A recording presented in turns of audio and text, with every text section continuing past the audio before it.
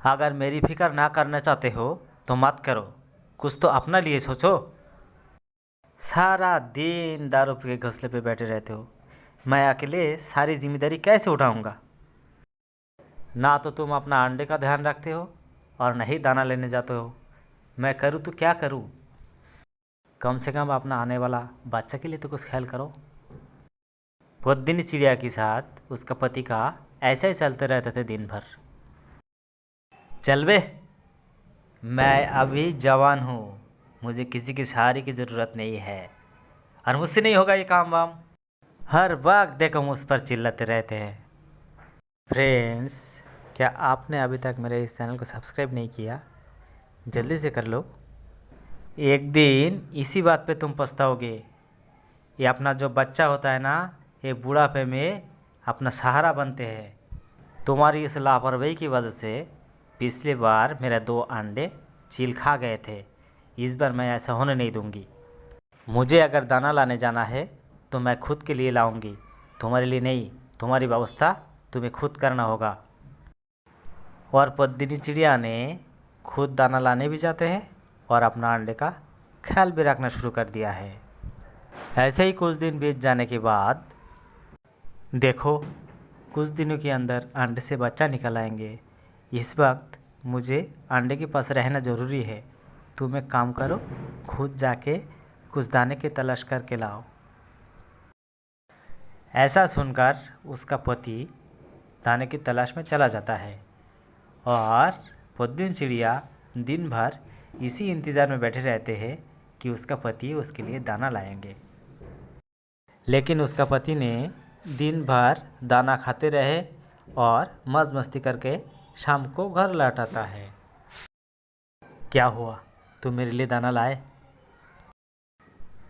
अरे दाना कहाँ से लाओ, दाना तो मिला ही नहीं। थोड़ा बहुत मिला तो मैं खाया, मेरा ही खुद पेट खाली है, तो मैं तुम्हारे लिए क्या लाता। समझ गई, अब मुझे ही कुछ करना होगा। मैं अगर भूखी मर गई तो अपना बच्चे को कैसे बचाएंगे। तो चिड़िया दिन भर भूखी रहने के बाद, कौवा भाई मुझे थोड़ा मदद करो। तुम तो जानते हो मेरा पति कोई काम धंधा नहीं करते हैं, दिन भर शराब पी के घर में पड़े रहते हैं। अब कुछ ही दिनों के अंदर मेरे अंडे से बच्चा निकल आने वाले हैं और मैं दाने की तलाश में जा नहीं पाते हैं। इसलिए आज दिन भर तो भूखी रह गई। आप मुझे कुछ दाने उधर में दे दीजिए, मैं अगर ज़िंदा रहा तो आपका ये ऋण चुका देंगे। ठीक है, आज मैं तुम्हें कुछ दाना देता हूँ, वो तुम खा लो। लेकिन एक काम करो, कल से तुम खुद दाने की तलाश में जाओ और जब जाओगे तो मुझे आवाज़ दे के जाना। मैं तुम्हारी उस अंडा को ख्याल रखूँगा। फिर चिड़िया ने कौवा से कुछ दाना लेकर अपना घोंसले पे आते हैं। अरे दाना कहाँ से लाए? लाओ, बहुत भूख लगी है, मुझे भी कुछ खाने को दो। कुछ तो शर्म करो, मुझे अपना बच्चे के लिए जीना है, क्या भूखी मारना चाहती हो मुझे? फिर चिड़िया ने 1-2 दाना क्यों खाया, उसका पति ने उससे सारी दाना छीन के खुद खा गए।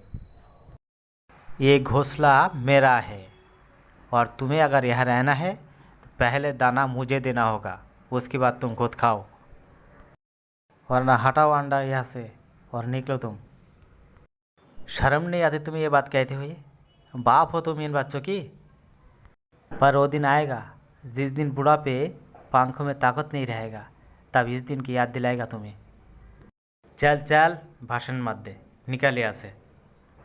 जब वो दिन आएगा तो हम देख लेंगे। फिर चिड़िया ने अपना अंडा को लेकर दूसरे जगह पे चला जाते हैं और एक घोंसला बनाकर वहीं पे रहने लगे। और उस घोंसले पे 2 नन्हा मुन्ना बच्चा भी निकल आता है। फिर बहुत ही मेहनत करके उस चिड़िया ने 2 बच्चों को पाल पोस कर बड़ा करते हैं। मम्मी, तुम हम दोनों को पाल पोस कर बड़ा करने में बहुत ही मेहनत की है।